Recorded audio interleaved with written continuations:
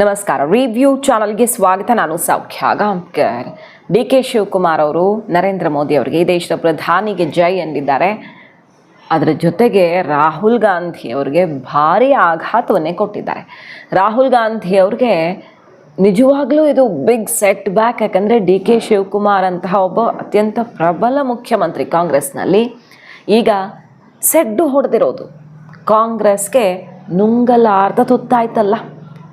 ಒಬ್ಬರಲ್ಲ ಇಬ್ಬರಲ್ಲ 3 CMಗಳ ಈ ನಡೆ ಈಗ ದೇಶವ್ಯಾಪಿ ಸಂಚಲನ ಸೃಷ್ಟಿ ಮಾಡಿದೆ ಮತ್ತು ರಾಹುಲ್ ಗಾಂಧಿ ಅವರಿಗೆ ಅತಿ ದೊಡ್ಡ ಸೋಲಾಗಿದೆ.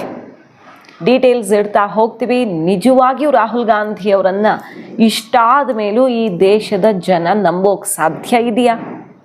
Major development. ಮಿಸ್ ಮಾಡಿದ್ರೆ ನಮ್ಮ ಚಾನಲ್ನ ಸಬ್ಸ್ಕ್ರೈಬ್ ಮಾಡಿ, ನಿಮ್ಮ ಅಭಿಪ್ರಾಯ ಕಮೆಂಟ್ ಮಾಡಿ ತಿಳಿಸಿ. ಎಸ್ ವೀಕ್ಷಕರೇ, ಇದ್ರ ಬಗ್ಗೆ ನಾವು 3 ದಿನಗಳ ಹಿಂದೆನೇ ರಿಪೋರ್ಟ್ ಮಾಡಿದ್ವಿ. ಎಲ್ಲರಿಗಿಂತ ಮುಂಚೆನೇ ರಿಪೋರ್ಟ್ನೇ ಮುಂದೆ ಇಟ್ಟಿದ್ವಿ. ಕೇರಳದಲ್ಲಿ ಒಂದು ಘಟನೆ ಆಯಿತು, ಅದು ಕೂಡ ಬಹಳ ಗಮನ ಸೆಳೀತು. ವಿಡಿಯೋ ಅಂತೂ ಸಿಕ್ಕಾಪಟ್ಟೆ ವೈರಲ್ ಆಯಿತು. ಅದಾಗ್ತಿದ್ದಂಗೆ ಕರ್ನಾಟಕದಲ್ಲಿ ಏನಾಗುತ್ತೆ ಅಂತ ಮೊನ್ನೆನೇ ರಿಪೋರ್ಟ್ ಮಾಡಿದ್ವಿ. ನಿನ್ನೆ ಆ ಡೆವಲಪ್ಮೆಂಟ್ ಆಗಿದೆ. ಏನು? ಅದಾನಿ ಅವರು ಡಿ.ಕೆ. ಶಿವಕುಮಾರ್ ಅವ್ರ ಮನೆಗೇ ಬಂದು ಟನಲ್ ರೋಡ್ ಪ್ರಾಜೆಕ್ಟ್ ಎಲ್ಲ ಮಾತಾಡ್ಕೊಂಡು ಹೋಗಿದ್ದಾರೆ. ಮೊನ್ನೆ ನಾವು ವಿಡಿಯೋ ಮಾಡಿದ್ವಿ, ನಿಮ್ಮಲ್ಲಿ ಕೆಲವರಂತೂ ನೋಡಿರ್ತೀರಿ. ಕೇರಳ ಮುಖ್ಯಮಂತ್ರಿ ವಿ.ಡಿ. ಸತೀಶನ್ ವಿಳಿಂಜಂ ಪೋರ್ಟ್, ಇದು ಭಾರತಕ್ಕೆ ಬಹಳ ದೊಡ್ಡ ಮಟ್ಟದಲ್ಲಿ ಲಾಭ ಮಾಡಿಕೊಡುವಂಥ ಒಂದು ಪೋರ್ಟು. ಆ ಪ್ರಾಜೆಕ್ಟನ್ನು ಅದಾನಿ ಜೊತೆ ಸೇರಿಕೊಂಡು ಸ್ಟೇಟ್ ಗೌರ್ಮೆಂಟ್ ಮತ್ತು ಕೇಂದ್ರದ್ದಲ್ಲ ಅದು ಯೋಜನೆ, ಸ್ಟೇಟ್ ಗೌರ್ಮೆಂಟು ಸಿಕ್ಕಾಪಟ್ಟೆ ಇನ್ವೆಸ್ಟ್ ಮಾಡಿ ಮಾಡ್ತಾ ಇದೆ. 20,000 ಕೋಟಿ ಇನ್ವೆಸ್ಟ್ಮೆಂಟ್ ಮಾಡಿ ಈ ವಿಳಿಂಜಮ್ ಇಂಟರ್ನ್ಯಾಷನಲ್ ಸೀ ಪೋರ್ಟನ್ನು ಮಾಡ್ತಿದ್ದಾರೆ ವಿ.ಡಿ. ಸತೀಶನ್ ಅವರು ಅದಾನಿ ಜೊತೆ ಸೇರಿಕೊಂಡು. ಸೊ ಅದಾನಿ ಗ್ರೂಪ್ನ ಫ್ಲ್ಯಾಗನ್ನು ಹಾರಿಸಿ ಸತೀಶನ್ ಅವರು ಮೊನ್ನೆಯಷ್ಟೇ ರೆಡ್ ಕಾರ್ಪೆಟ್ ಹಾಸಿದ್ದು ನೋಡಿದ್ದೀವಿ ಅಲ್ವಾ?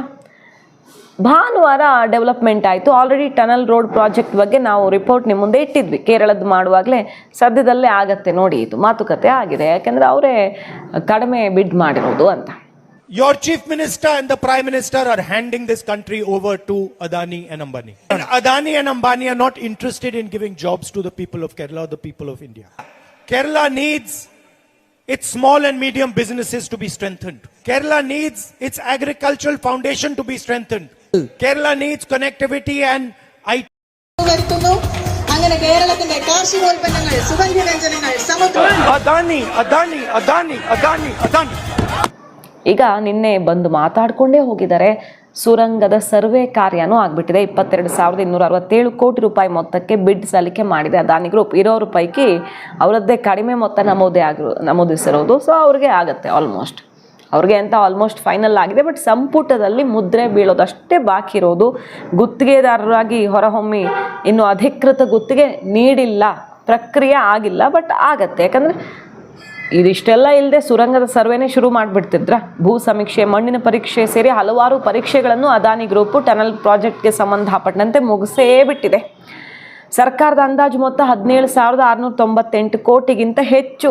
ದೊಡ್ಡ ಮೊತ್ತದ್ದೇ ಇದು. ಒಂದು 20,000 ಕೋಟಿ ಹೆಚ್ಚು ಕಡಿಮೆ ಆಗಿಬಿಡುತ್ತೆ. ಹಾಗಾಗಿ ಸಂಪುಟದಲ್ಲಿ ಇನ್ನೇನು ಫೈನಲ್ ಮಾಡ್ತಾರೆ. ಇದು ಒಂದೇನಾ ಪ್ರಾಜೆಕ್ಟು, ಇದು ದೊಡ್ಡದು. ಅದು ಬಿಟ್ಟು ಕೂಡ ಬೇಕಾದಷ್ಟು ಪ್ರಾಜೆಕ್ಟ್ಗಳು ಅದಾನಿ ಗ್ರೂಪಿಂದ ಕರ್ನಾಟಕದಲ್ಲಿ ನಡೀತಾ ಇರೋದಿದೆ. ಈ ಎನರ್ಜಿಗೆ ಸಂಬಂಧಪಟ್ಟಂತೆ, ಇನ್ಫ್ರಾಸ್ಟ್ರಕ್ಚರ್ಗೆ ಸಂಬಂಧಪಟ್ಟಂತೆ, ಮ್ಯಾಂಗ್ಳೂರು ಏರ್ಪೋರ್ಟ್ ರಿನ್ಯೂವಲ್ಗೆ ಸಂಬಂಧಪಟ್ಟಂತೆ ಮತ್ತು ಬೇರೆ ಬೇರೆ ಪ್ರಾಜೆಕ್ಟ್ಸು ನಡೀತಾನೆ ಇದ್ದಾವೆ. Major tunnel road project DK. Shivakumar ಅವರ ಮಹತ್ವಾಕಾಂಕ್ಷೆ. ಇದು BJP ಎಲ್ಲ ತುಂಬ ವಿರೋಧ ಇದೆ. ಇದು ಇಷ್ಟು ದೊಡ್ಡ ಪ್ರಾಜೆಕ್ಟ್ನ ಈಗ ಅದಾನಿ ಅವರು ಕೈ ಕೊಟ್ಟಿದ್ದಾರೆ ಬೆಳ್ಳಿ ಬಟ್ಲಲ್ಲಿಟ್ಟು.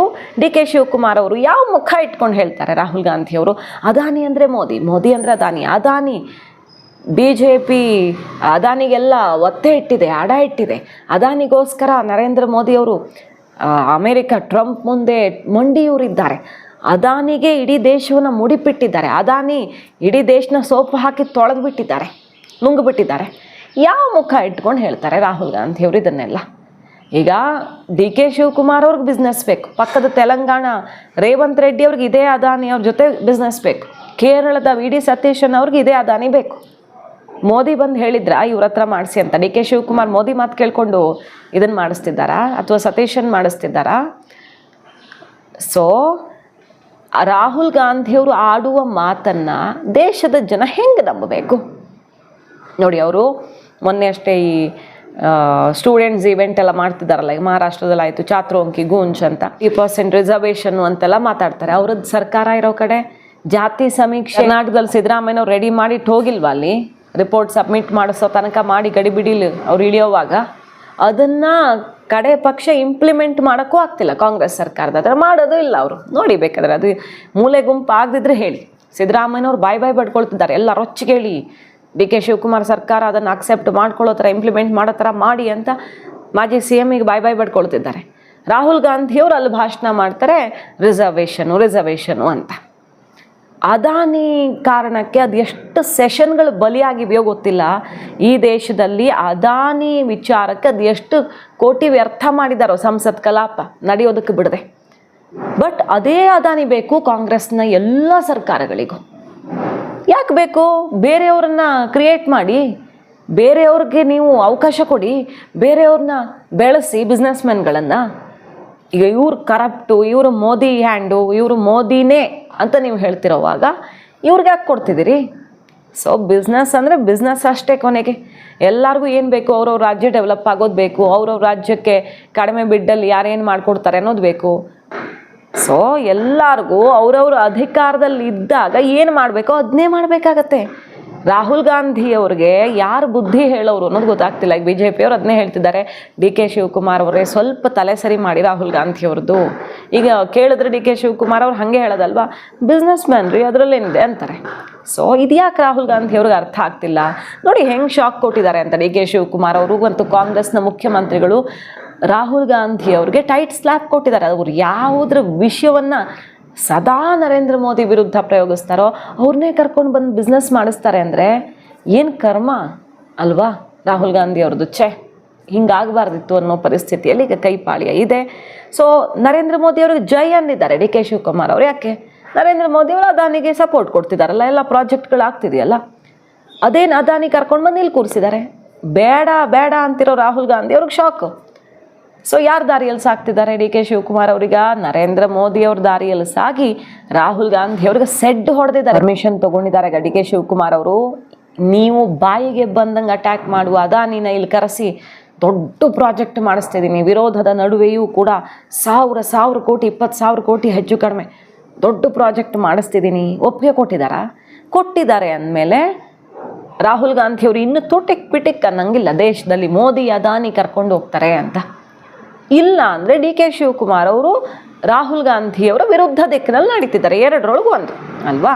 ಹಾಗಾಗಿ ಕಾಂಗ್ರೆಸ್ನ ಈ ದ್ವಂದ್ವ ಇದೆಯಲ್ಲ, ರಿಸರ್ವೇಷನ್ನು ಅದು ಇದು ಅಂತಿರಬಹುದು, ಅದಾನಿ ವಿಚಾರದಲ್ಲಿರಬಹುದು, CJP ಹೋರಾಟ, ಸ್ಟೂಡೆಂಟ್ಸ್ ಮೇಲೆ ಅಟ್ಯಾಕ್ ಆಯಿತು, FIR ಆಯಿತು, ಹೊಡೆದ್ರು ಬಡಿದ್ರು.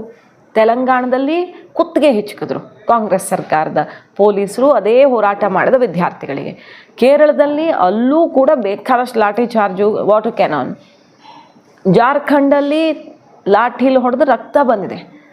ಇದೇ ಥರ ದ್ವಂದ್ವದಲ್ಲಿ ಎಷ್ಟು ದಿನ ಮುಂದುವರಿಯುತ್ತೆ ಕಾಂಗ್ರೆಸ್? ಅವ್ರು ಹೇಳೋದೊಂದು, ಡೆಲ್ಲಿಲಿ ನಿಂತ್ಕೊಂಡು ಇಲ್ಲ ಆಗೋದೊಂದು.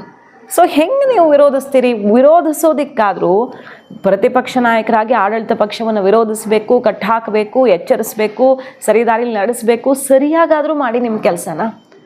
LOP ಆಗಿ ಅಟ್ಲೀಸ್ಟ್ ಹೌದಪ್ಪ ಮೋದಿ ಸರ್ಕಾರದ ತಪ್ಪನ್ನು ಎತ್ತಿ ಹಿಡಿತಿದ್ದಾರೆ, ಸರಿ ದಾರಿಯಲ್ಲಿ ಕಿವಿ ಹಿಂಡ್ತಿದ್ದಾರೆ, ಅದೇ ನಿಮ್ಮ ಕೆಲಸ. ಅದನ್ನ ಮಾಡಲೇಬೇಕು ನೀವು.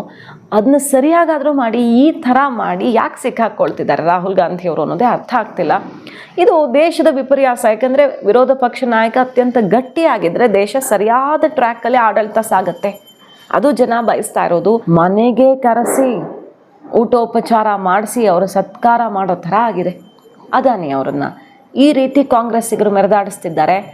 ಬೆರಳು ತೋರಿಸೋದು ಮಾತ್ರ ಮೋದಿ ಕಡೆಗೆ. ಮಾಹಿತಿ ಇಷ್ಟ ಆಗಿದ್ರೆ ಮಿಸ್ ಮಾಡಿದ್ರೆ ನಮ್ಮ ಚಾನಲ್ನ ಸಬ್ಸ್ಕ್ರೈಬ್ ಮಾಡಿ. ನಿಮ್ಮ ಅಭಿಪ್ರಾಯ ಕಮೆಂಟ್ ಮಾಡಿ ತಿಳಿಸಿ. Thank you.